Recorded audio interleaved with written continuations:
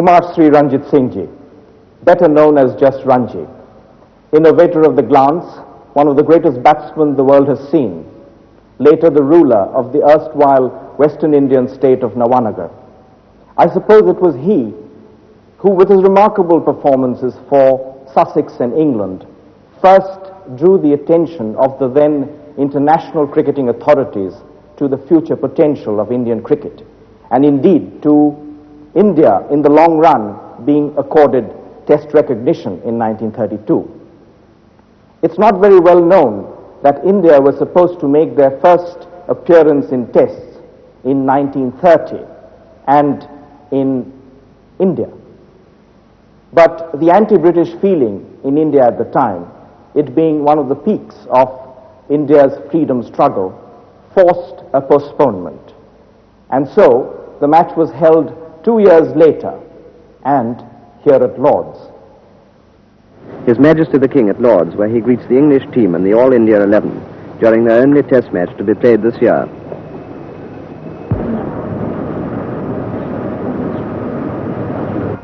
Well, Indians felt slightly nervous because they had never played a Test match before, and there were so many people shouting, and there was nervousness in our camp. Well, Muhammad Nisar was very fast, and he was all the time threatening while he was running towards the batsman. Nisar had one very great advantage. He was very tall. He was about 6'2½", whereas Larwood was very short. So Nisar had that advantage. And then he could move the ball in and away. Whether knowingly or unconsciously, that I cannot say. But however, he moved the ball. My most vivid recollection, really, I think, is of the two Indian bowlers. Of course, we'd never seen them in this country before. And Nisar and Amar Singh, I don't know whether I got the right pronunciations or not, but they created a very good impression with the England team. And I think Nisar got at least 5 wickets during the first innings. He wasn't quite so successful in the second, because Jahangir Khan, also a lively medium-pace bowler, did very well. I think he got 4. But in spite of Nisar and Jahangir Khan, I thought India's best bowler, he didn't get as many wickets in this particular match, was Amar Singh. I thought he was a magnificent bowler. The wicket was a little more lively, maybe, right at the very beginning, but we did get an unfortunate start. I think Percy Holmes was clean bowled by Nisar almost immediately, and Herbert Sutcliffe got out fairly quickly. And then from England's point of view, we had a minor tragedy because Frank Woolley, who was probably one of the best batsmen in England, although he was getting on a bit, he unfortunately got run out. And then I think the skipper went in next, Douglas Jardine, who stayed there, and I think he was undefeated, certainly undefeated in one of the 2 innings. I think he got 85 not out. Then, fortunately, I went in and I got missed, I think it was a stumping chance, before I'd scored, actually. And then I managed to stay with Douglas Jardine for quite a time, and we recovered and got a respectable score. But even so, it wasn't a very big score. Jardine was a staunch fighter, and under difficulties he clenched his teeth and went straight with his bat and pad to stop the ball. Of course, except for driving a little through covers or extra cover, he concentrated on playing straight. We had good bowling side. There were 5 very, very fine bowlers who could bowl for long time and get the opponents out. You had 2 very fine cricketers who weren't even playing in the Test match. I don't know whether they were eligible to play, but I'm referring, of course, to Dulip Singh and Pataudi. Now, they were two magnificent Test cricketers. Now, had they been in the side, there could have been, well, a different story to the results of the match. Their bowling, as I've already said, was up to Test standard, but their batting wasn't quite up to Test standard. I think that sums it up pretty easily, really. C.K. Naidu batted very well. He was a very fine cricketer, very fine all-rounder. Good bowler, good fielder, and good judge of the game. He captained very well.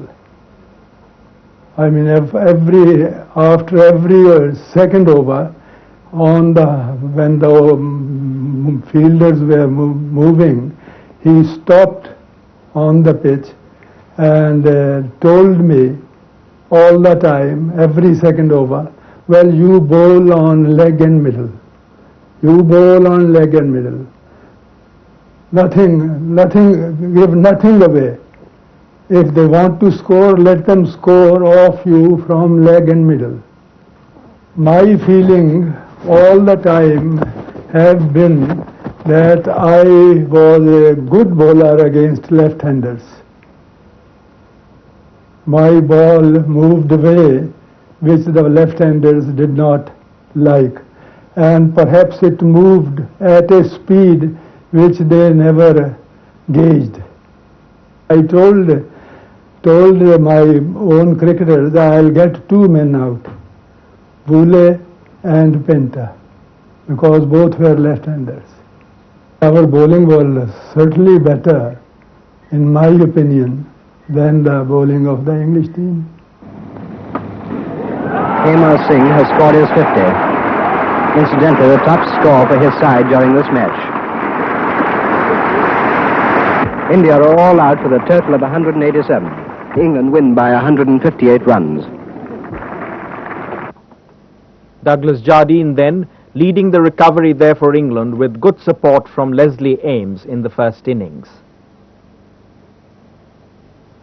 Mohammad Nisar, the leading wicket taker for India. India conceding a first innings lead of 70 runs, only C.K. Naidu impressing with the bat. Bose and Vos sharing the wickets for England. Jardine once again showing the way. A good innings from Eddie Painter. England declaring on 275 for 9. Jahangir Khan among the wickets for India this time. Only Amar Singh in the lower order putting up a resistance there. India losing by 158 runs. Flattering figures for Wally Hammond. The Indian batting improved slightly when the MCC visited India in 1933-34, with Lala Amarnath becoming the first of 8 Indians so far to score a century on Test debut.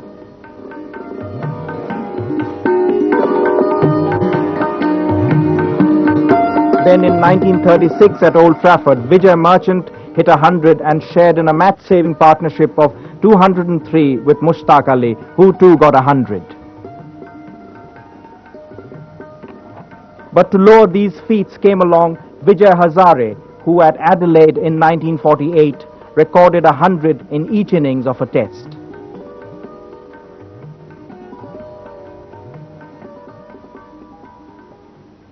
But almost 2 decades, nearly 7 series and 24 tests after their entry into the highest level of the game, India still had not won a test match anywhere.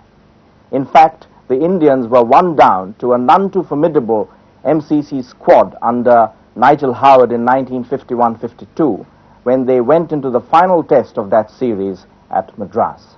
Because of due, I have to introduce my spinners early, you see. Mankad especially bowled very well. He took 8 wickets for 55, and in the second also he got 4 wickets. England batted really started well, but when Grindlays was out, we thought we will do better, you know. what I mean. Pankaj Roy started well, and I think his 111 with 14 or 15 fours really helped us. Then the second was Umrigar, who played very well. It was a great win for us, really. And that too after playing 25 test matches. That was the first win ever, and I had the pleasure of being the captain of India. England not really cashing in on winning the toss and batting first in this final test of the series at Chepauk, Madras. Mankad the hero with 8 for 55. Apart from the hundreds there by Pankaj Roy and Polly Umriga, a good knock of 61 by D.G. Fatkar. England bowling fairly unimpressively. And the Englishman once again collapsing to spin, only Robertson getting a half century.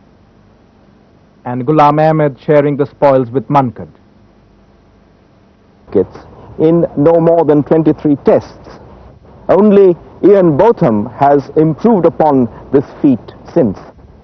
Indeed, one of the finest and most famous of his Herculean feats was here at headquarters, when he, in 1952, scored 72 and 184 and bowled a marathon spell of 73 overs, taking 5 wickets for 196.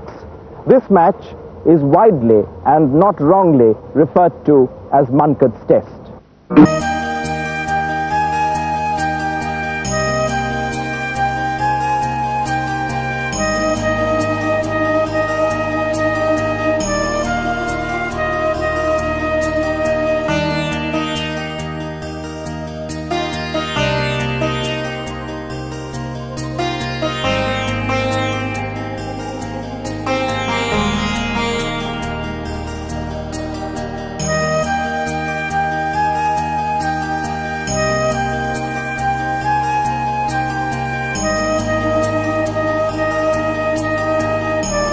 Back in India, more triumphs awaited Mankad, the first of these in the inaugural series with Pakistan.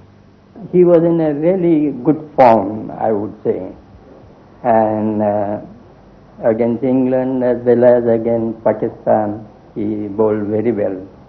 I would say Amarnath did very well and made his bowlers changes and all that very well and placing the field.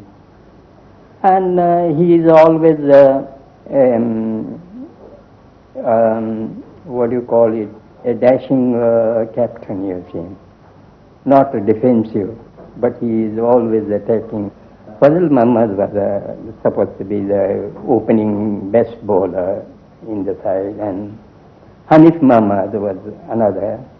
And the opening batsman, Nazar Muhammad, was also good. We were very happy, really. And that was just the beginning, as you say, after the MCC tour of India, and we won at least first match against them. And then this win has really gave us boosting, rather, and helped us in our future matches. In this somewhat topsy-turvy series, India won the first test quite easily, but there were no hundreds in this match, although Mankad grabbed 13 for 131 in this game.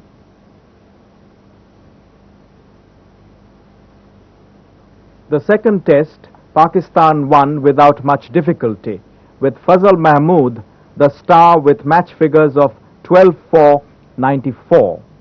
Nazar Muhammad got a slow but sure 100.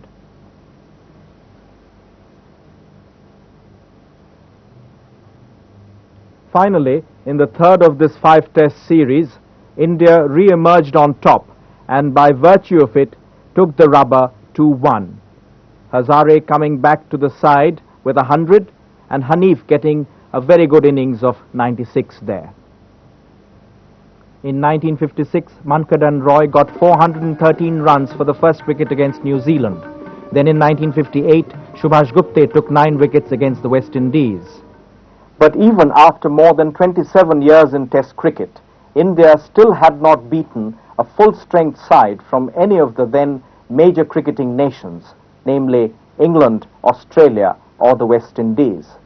Indeed, when Richie Benaud's Australians, fresh from their facile 4-0 victory over England, arrived in India in 1959, India immediately lost the first test by an innings at Delhi. The next stop was Kanpur, where for the first time a test was being played on a turf wicket. Winning the toss on a wicket which has been newly laid is always advantageous because you know it's not going to get any better, it's going to get worse. And this was a newly turf laid wicket. Before that it was always a matting wicket. And I couldn't see any grass or any turf or anything on it. And the wicket was also a little dicey. It looked to me a little dicey, sort of softish. And I thought even if it did get dry as the day progressed or the next 2-3 days, it wouldn't get any better. So I plumped straight away to bat on it first. I was a little disappointed, as I said. We didn't expect to be bowled out for 152, but the wicket was a little untone quantity-like, and our boys also played a little indiscreet shots, and I was on the whole not quite happy with our performance of 152 runs. There was no point in bowling medium pace or fast there. Davidson was a great and most versatile bowler, and he concentrated on spin there. You may remember, those of you who were at the match, that Neil Harvey caught, let me see, I think it was Nari Contractor, actually between his legs turning away at short leg from a sweep shot Contractor played. Well, Davidson bowled very well in that match there, and he also bowled his spin in later matches as well, depending on the pitch surface, but he was versatile, and that was why I used him in those conditions. Actually, we weren't as well equipped as India in those conditions, nor did we have anyone who bowled as well as Jasu Patel. He bowled as one would expect an off-spinner of test match quality to bowl. I don't think Jasu was one of the great off-spinners of all time, but he was certainly a good enough bowler for us on that pitch. He was too good for us. And he did exactly the job he was required to do, and did it very well. You couldn't have asked for more. McDonald and Stevens did start on a very promising note. I started with Faridanath and myself. Well, I bowled a couple of tight overs, but that's about all. I didn't really make any effect on the batsman.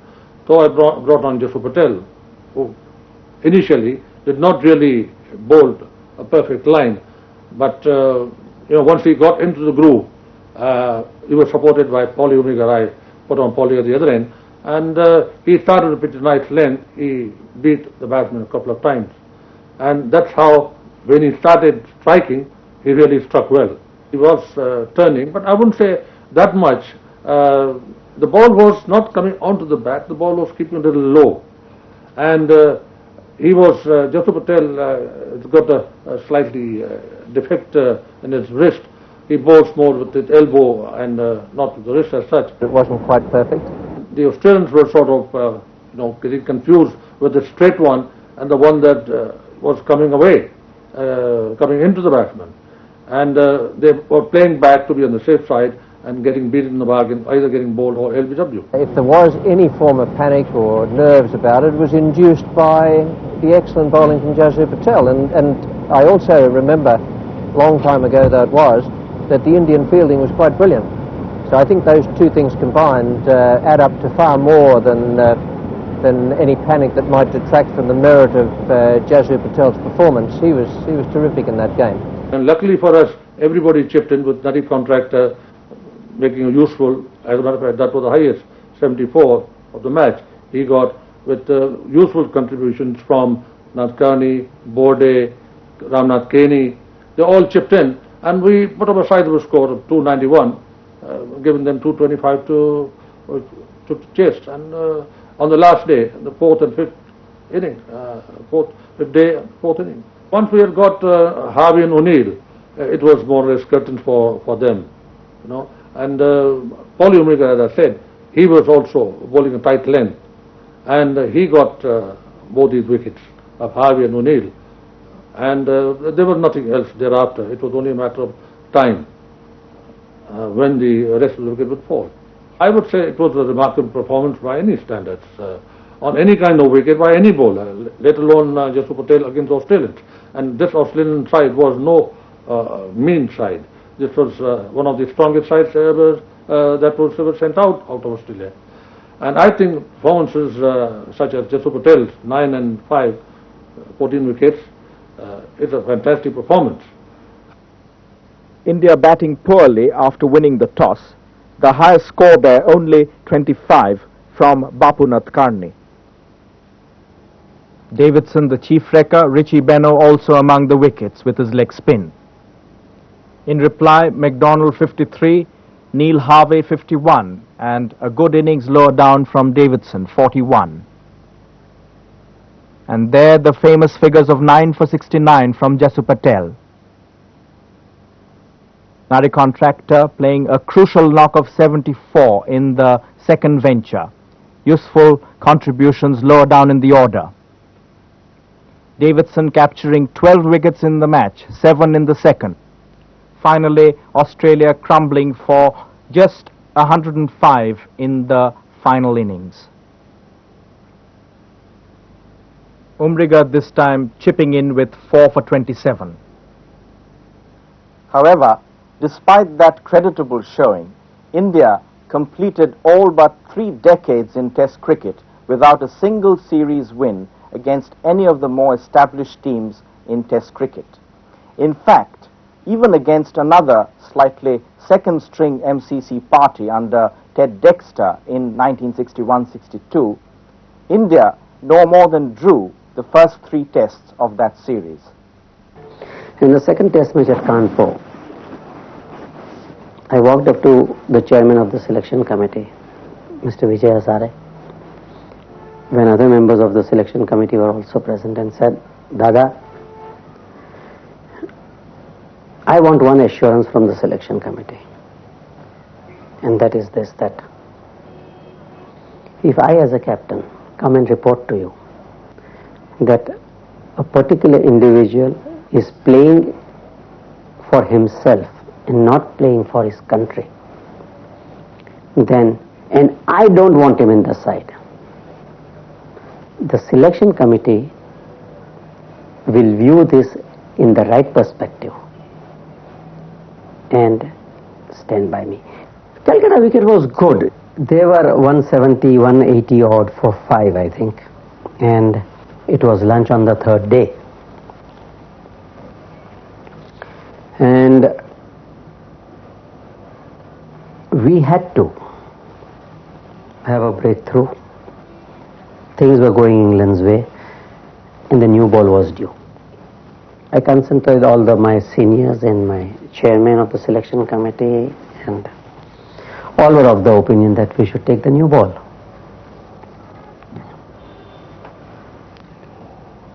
I also decided to take the new ball, but the sixth sense was telling me that I think I should continue with the spinners. So much so that when we went onto the field, I took the new ball and gave it to Ramakant Desai, who measured up his run and was ready to begin his run up. Then I said, "Please excuse me, stop." Took the new ball back, brought in Chandu again, and started the after lunch proceedings. Believe me, I knew I was sticking my neck out because I was acting against the wishes of all those who had decided to take the new ball. And I was guilty of not following the instruction, the consensus who had said that. But, well, I think that's the way this game goes, and when something tells you that you have to do and you do it, well, I think I was lucky enough to succeed, and in the first overs Chandu got Ted Dexter bowled and he was batting with 50 odd, and then in the next over Salim got a wicket, and in the next over Chandu got a wicket, and in the space of next 22 runs the whole England side was out. And that is where we got into the winning position. Barrington loves hooking, and from the Kanpur test, we were trying to figure out a way as to how we can make him hook and get out. And we did succeed in getting him out in this vital innings when he hooked at Ramakant, and Salim took a decent catch, very good catch as a matter of fact. I think the Madras wicket played practically the same throughout.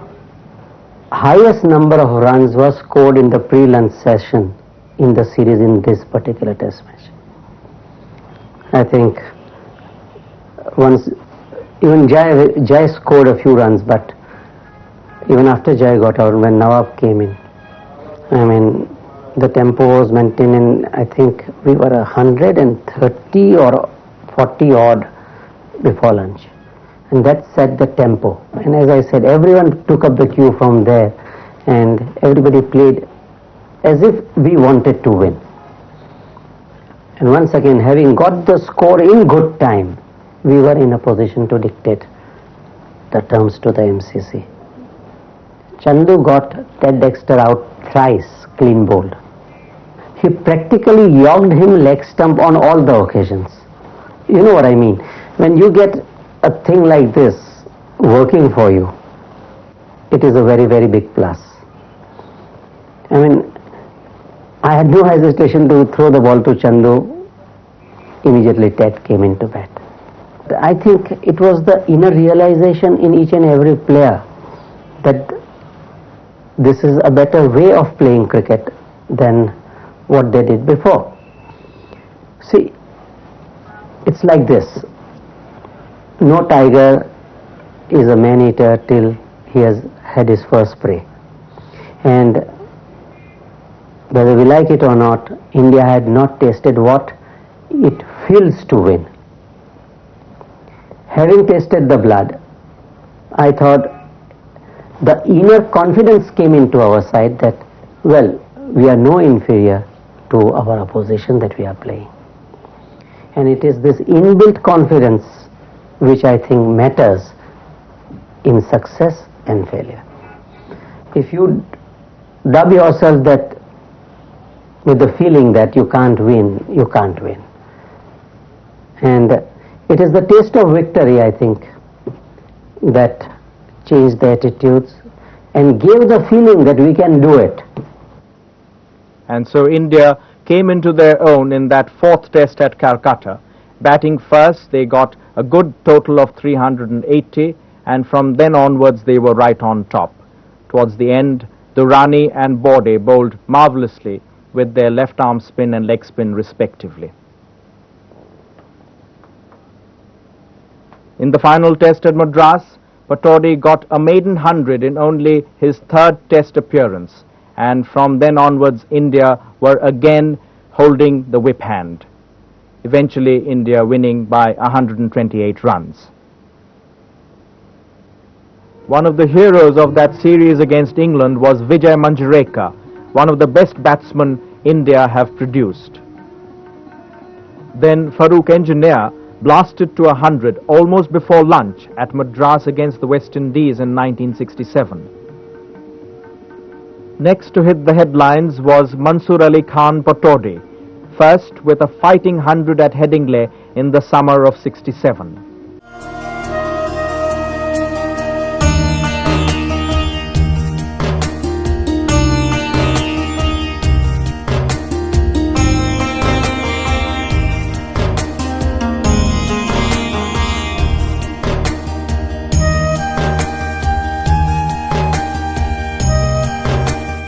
Later that same year, Patodi scored 75 and 85 in 2 test innings at Melbourne, sufficient to move critics to label him the Nawab of Headingley and Melbourne.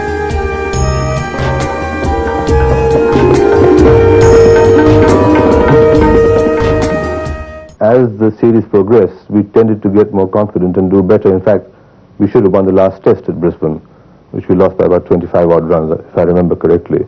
So we were getting into a team sort of spirit by the end of the tour, and this was a tour of Australia after 20 years, after Amarnath's team had been there in '47.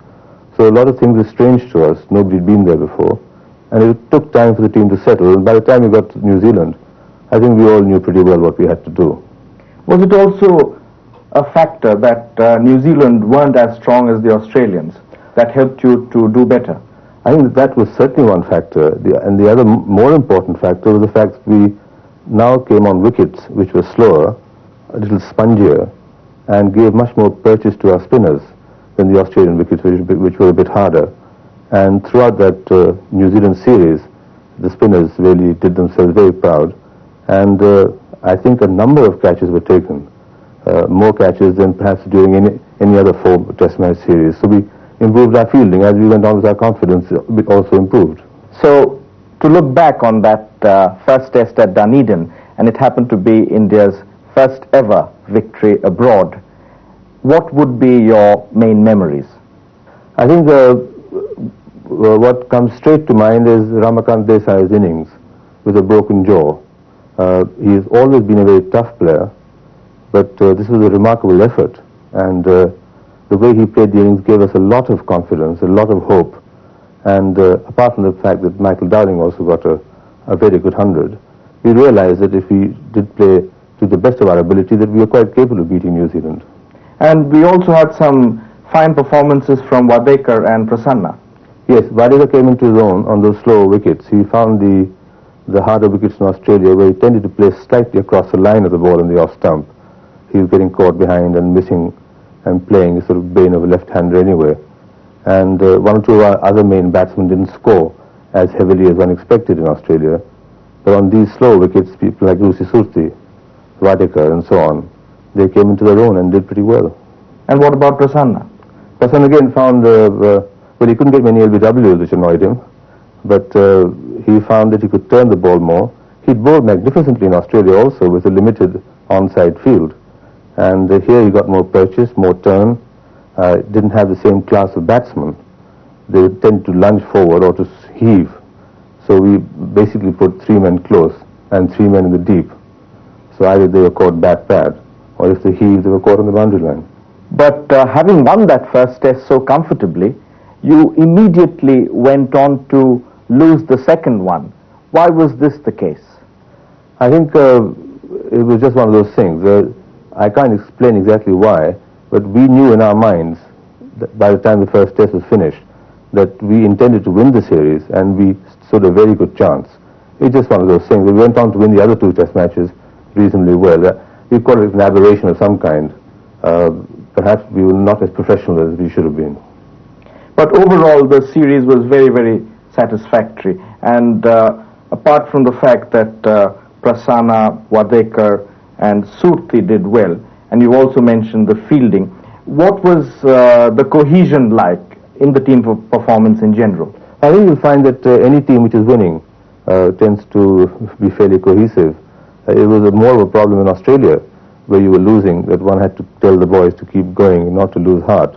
But once the team starts winning, they themselves become proud of their own achievements, and therefore it's much easier to keep them going as a team. And I think not only did we enjoy cricket because we were winning, but we enjoyed New Zealand a great deal because it is a lovely country. And what about the opposition, Dowling and Motts? Well, Motts, of course, is a very fine bowler, and Dowling played us pretty well. He got off the front foot, which was the best thing to do against the spinners, and he got a lovely 200 also, if I remember, against us. He was a fine player, but we found the majority of New Zealand batsmen tended to lose patience and then go for the big shot, the big heave, for which we had these 2 or 3 players on the boundary line. And that obviously made a fairly crucial difference. Yes, it did, because we took so many catches that I don't think India had ever taken so many in any tour. And the high water mark for India on that tour was the bowling of Erapalli Prasanna. In batting, Ajit Wadekar distinguished himself, and in terms of all-round performances, it was Rusi Surti who was the pick of the players. While this was admittedly not an insignificant achievement, it was, to be absolutely honest, nothing to write home about, for victory over New Zealand in those days was only to be expected. In short, defeating one of the major outfits, namely England, Australia or the West Indies, on foreign soil now became the next necessity in the march of Indian cricket. Indeed, the Indians up to this point had never beaten the West Indians even at home, let alone in the Caribbean. But all this was to change in March 1971 when India imprinted the first of two sensational successes here at the Queen's Park Oval, Port of Spain. We knew that Port of Spain was going to be a little bit slow wicket, and then perhaps landscapes, if he was to play against us, would really matter quite a lot to us. And that's the reason when the first match which we played against President's 11, we saw to that that one of their off spinners called Nureka, who was pretty old, he's on the verge of retirement, and at the age of 35, though he was bowling well, so he wouldn't have definitely caused us much of harm. So we saw to that he would get more wickets, so selectors would find it very embarrassing to drop him from the side. And exactly the same thing happened. They had no choice but to select him in the team. And had it been landscapes perhaps on that wicket at Port of Spain, it would have really mattered us. Perhaps he would have really run through our side. But when we landed in Port of Spain, I had a look at the wicket, and I thought that this is the chance to win. And the wicket was nicely rolled up, but it looked a little bit funny, and I was hoping that I would lose a toss. And luckily I lost the toss, and the Sobers had no choice but to elect to bat. And had it been, if I was in his position, then perhaps I also would have elected to bat. It was very difficult to predict on. And the first ball, Abid Ali bowled, was a shooter, and it went to Roy Frederick's defense and knocked his stumps out. And that's where they got really shocked. And then, of course, they went on to score 200 and odd runs, nearly 260 or something. Trinidad wicket is always a wicket that takes spin, and India have always produced great spinners. And in that particular test, we didn't win the toss and batted. India won the toss and sent us into bat, which is a regular occurrence in the West Indies, in particular in Trinidad, because the wicket on the first day always have a bit of moisture and it does a lot of funny things, and then it settled down the second day and the third day, and then it starts to play tricks again later on in the match. And India won the toss, which is always a good toss to win, sent us into bat, and they bowled us out fairly cheaply, and then went in and replied with a reasonably good score. And from the time they made that score, then West Indies was up against it because of the Indian spinners. I think that was one of Charlie's early matches. And Charlie has always been, in my mind, one of the players in the West Indies who have always been a kind of dogmatic player, a player who came in and would stay there. He wasn't a very attractive player to watch when he got going. He played a lot of attractive shots, but he was a type of player who you could depend on. He was a dependable player. Roy Fredericks was different. Roy Fredericks was the kind of aggressive player, attractive, and played shots. And they played very well during that test match. But one can never forget the youngster that came from India playing his first series in the West Indies, Sunil Gavaskar. I think that he took the limelight of all the West Indies people, and he proved successful through that whole series. He made a tremendous amount of runs and then went from strength to strength. We had Nariko, who I believe got 9 wickets in that particular match, and that only shows that if he could have done that with the Indian spin attack, Bishan, Biddy, I think Venkat was there too, and there were experienced bowlers, and therefore they used the conditions far better than we did. In the second inning, when they came on to bat, the ball started turning, and with the rough created by the West Indies fast bowlers, I thought that I would take advantage of that, and that's the reason I brought in Salim Durrani just for a couple of overs. I thought perhaps he may be able to take the advantage of that. Bishan Singh was bowling very well, but perhaps with his kind of action, it was a bit difficult for him to take the advantage of those bowlers rough. And when Lloyd was batting, I switched myself from slip to switched to mid-wicket, short mid-wicket, and the moment Salim I brought in, he just offered me a catch. Of course, that was a hard one, but it came straight to me. And the second ball, Gary Sober's fist was bowled completely, I think, and the ball turned from the rough. And those 2 wickets really knocked them out. They lost all this determination to get as many runs as possible, and we had hardly 124 runs to score in the second inning, which we got easily. Of course, Dilip Sardesai batted extremely well. Then our Sunil Gavaskar, who missed the first test match because of the injury, he on his debut itself, he scored 68 odd runs in both the innings and brilliantly batted, and that's where the star was born. I have never really done very well in Trinidad during my cricketing career. I think over the years that I have played cricket for the West Indies, I have scored only 1 Test 100 in Trinidad. Trinidad seems to be my bogey ground, as all cricketers have those kind of wickets, those kind of grounds where it doesn't matter how hard they try, they never seem to be successful. And Salim Durrani, who I'd forgotten, a very good cricketer, I think was very underrated as far as the Indians were concerned. I thought he was a very good all-rounder, and he batted and bowled extremely well, but I didn't think that he got the kind of praise that he should have got. I think people look at the other spinners, but I think he did very well, and he was one of the main instigators in winning that particular match for India. So Wadekar and Gary Sobers not agreeing on who won the toss in that test match, but Charlie Davis easily the pick of the West Indian batsman. And the pick of the Indian bowlers, Erapalli Prasanna. And a brilliant knock there from Dilip Sardesai, again in a difficult situation. Good support from Solka. A sensational haul there for Jack Noriga. Davis again one of the heroes, but the top scorer in the second innings, Roy Fredericks with 80. Good knock there. Venkat Raghavan 5, 2 crucial wickets to the Rani. And easy going for India in the 4th venture with Sunil Gavaskar the star with 67 not out. India winning by 7 wickets. And for academic interest, Barrett 3 wickets. Within months of that historic breakthrough, which some described as a flash in the pan, India were in England.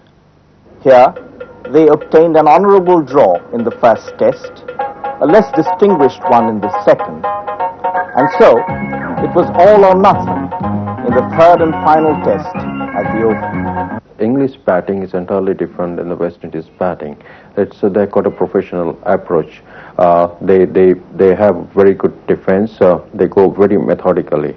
So best chance is to attack them whenever we get an opportunity to attack them.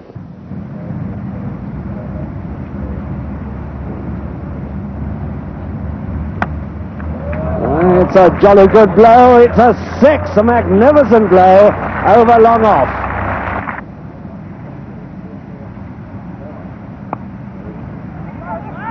Oliveira looking to get off the mark. There's a good throw by Solka, and Jamison's run out. Oh, what a tragedy for John Jamison. The second time in successive test matches he's been run out, and if anybody thought there must have been a certain test 100 for this batsman, it was on this ground today.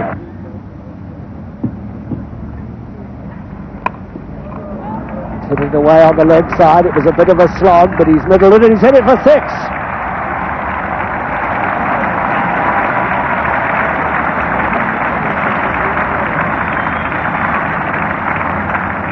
Very effective shot from Alan Knott, hitting with the spin.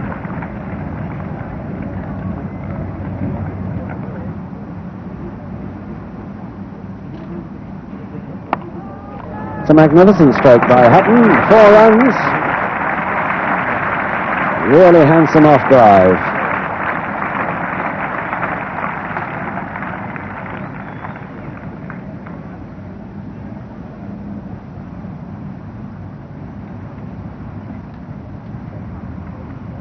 He's done it. He's out.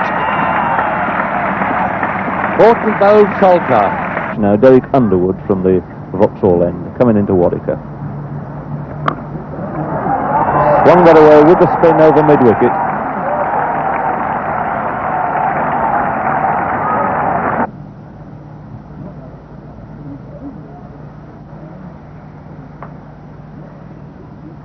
And he's hit that over mid-wicket for 4 runs.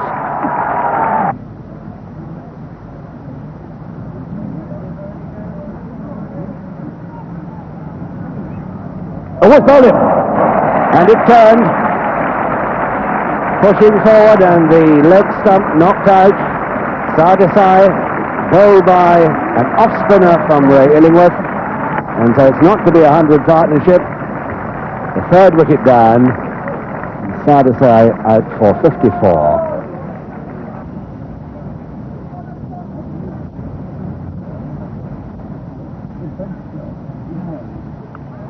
And that is out. Caught by Hutton at slip. Whittaker is out for 48.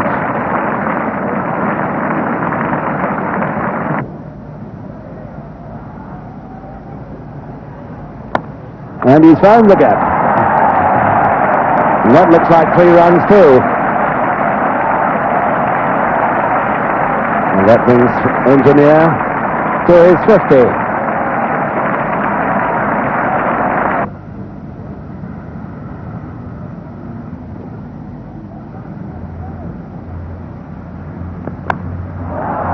And he's pulled him for 3 runs.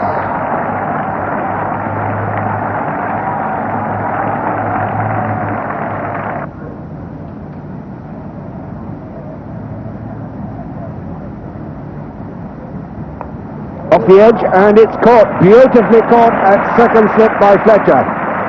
What a lovely catch. So D'Oliveira has done the trick again as a change bowler. It's Chandra to Edridge. Oh! Middle and off. Well, this is an uncomfortable period for Keith Fletcher. Just 3 balls to go before lunch. He's gone. That's unpaired. Caught by Solkar. What an over from Chandra. That must be lunch. What a remarkable game this cricket is. 3 wickets gone in a flash, and India riding high.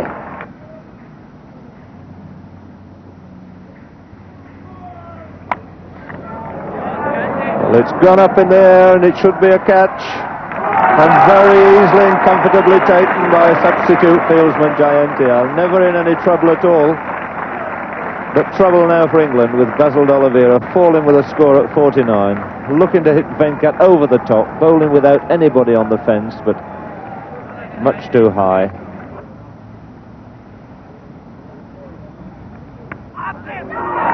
And he's out, he's caught back and hard, a fine catch. Allotnod is out, Salker's done it again. Diving in from that forward short leg position. So still these 3 short legs hovering just a few yards away from Illingworth. Silly mid-off.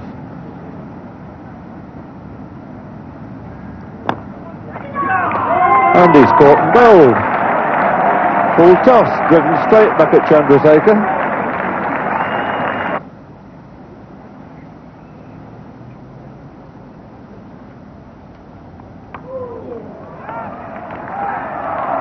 And it's through past Beatty for 4 runs.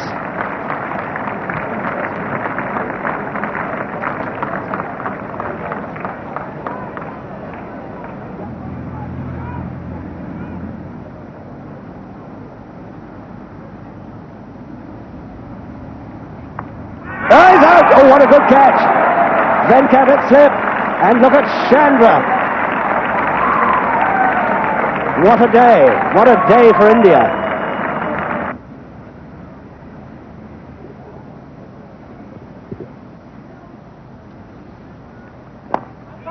Caught and bowled!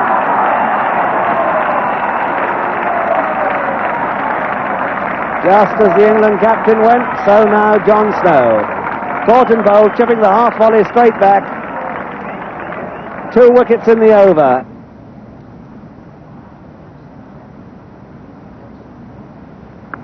He's hit it away uppishly, and it could be out. He's caught. Underwood is caught by Mankad. A nice running catch. He had about 10 yards, 15 yards to run in. Took it very well indeed. So the 9th English wicket is down. Underwood is out for 11. Chandrasekhar comes into price. And he's out, LBW. I kept on continuing Chandra, and Chandra responded to it so well. I mean, I have never seen him bowling so well in entire his cricketing career. He almost hypnotized the batsman. He was really on the spot, and when he's there on the spot, it's very difficult to play him.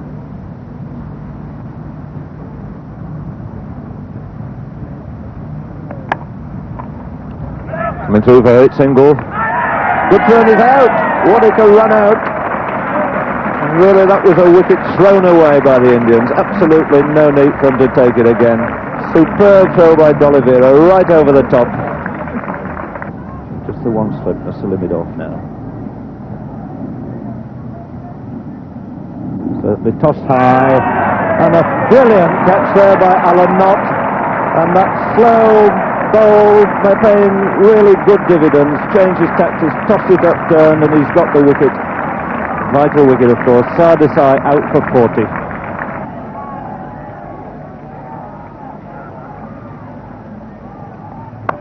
It's a handsome straight drive for 4 runs. Surely the deciding blow in this whole match. Oh, really, no question now. Still 5 wickets remaining. 3 runs wanted. And he's out.